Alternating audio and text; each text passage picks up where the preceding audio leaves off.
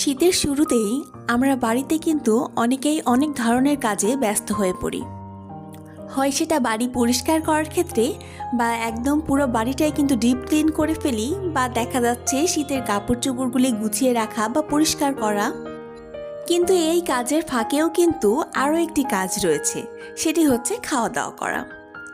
কারণ শীত মানেই পিঠাপুলির উৎসব। কিন্তু আমার মতো যারা পিঠে বানাতে খুব একটা এক্সপার্ট না, তারা কিন্তু চাইলেই এভাবে মিষ্টি বানিয়ে খেতে পারেন, গরম গরম মিষ্টি।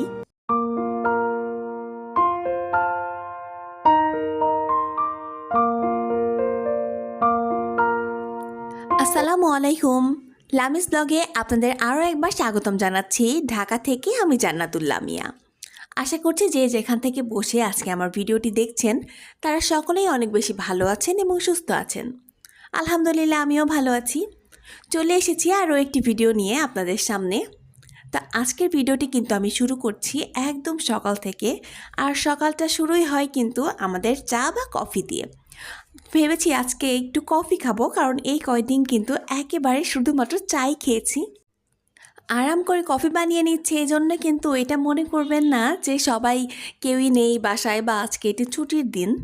তো সবাইকে কিন্তু খাইয়ে দাইয়ে বের করে দিয়ে তারপর নিজের জন্য এই সময়টুকু বের করেছি। একটা সংসারের বাহিরের যত কাজ থাকে, যত পরিশ্রম বা যত মানসিক চাপ থাকে, তো এগুলি সব কিন্তু একজন পুরুষ মানুষই ওঠায়। কিন্তু একটা সংসারে যে ঘরের মধ্যে যে মানুষটি থাকে সেটি হচ্ছে একটি নারী। তো ওই মানুষটা কিন্তু ঘরের যত টেনশন, যত কাজ, যত পরিশ্রম সব কিন্তু ওই মেয়েটিই করে। তো আমার মনে হয় যে আমরা যেহেতু ঘরে থাকি, এই জন্য আমাদের কিন্তু 10টা মিনিট হলেও নিজের জন্য সময় বের করা উচিত, যেন আমরা পুরো পরিবারকে খুশি রাখতে পারি ওই 10 মিনিটের সুখের জন্যই।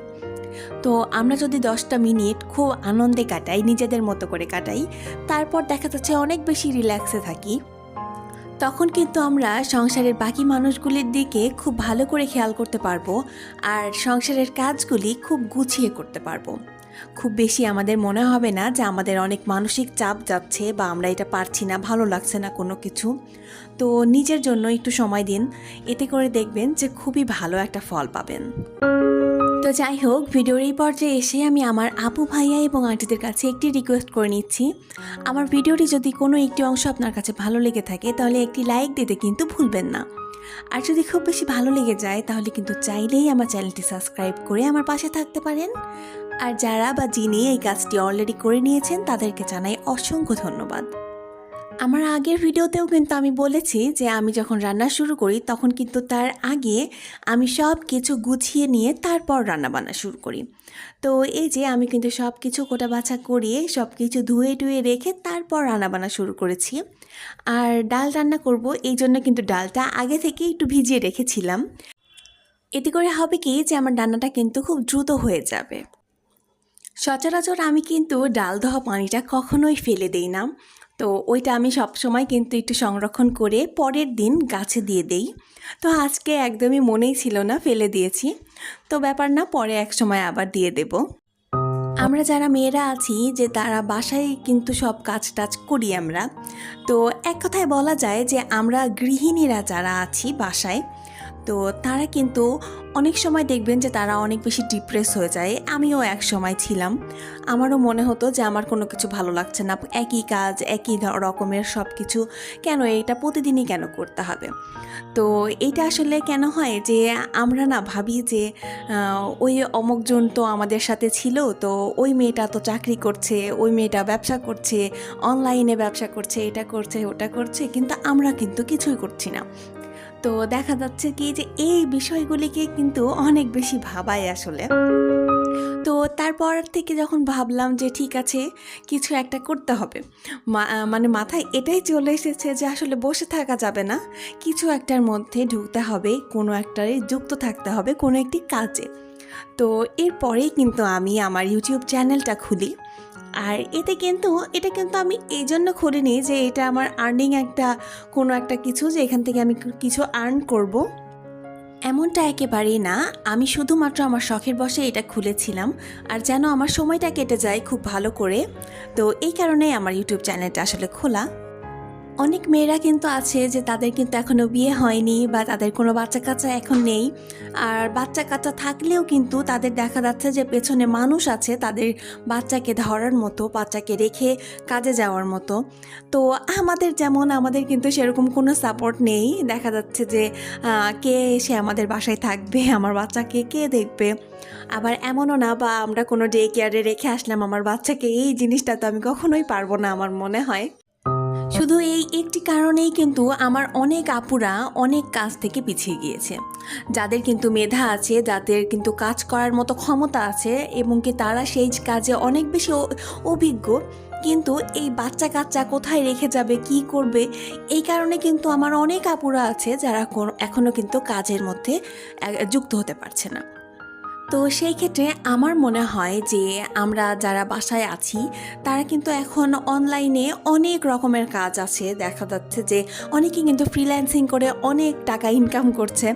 তো আসলে টাকা ইনকামেরও ব্যাপারটাও না, যে অনেক আপুরা কিন্তু অনেক কাজে লিপ্ত হতে পারেন এখন শুধুমাত্র আপনার মুঠোফোন দ্বারা। তো অনেক ভালো জায়গাতেও কিন্তু আপনি আপনার ফোন দিয়েই দেখা যাচ্ছে ঘরে বসেই আপনি ইনকাম করতে পারছেন বা একটা চাকরির মধ্যে ঢুকে যেতে পারছেন। তো এটা কিন্তু একটা মেয়েদের জন্য অনেক বড় একটা সাপোর্টিং ব্যাপার। তো আমার মনে হয় যে এই জিনিসগুলি আসলে করাটা ভালো, যদি ফ্যামিলি সাপোর্ট থাকে তবেই।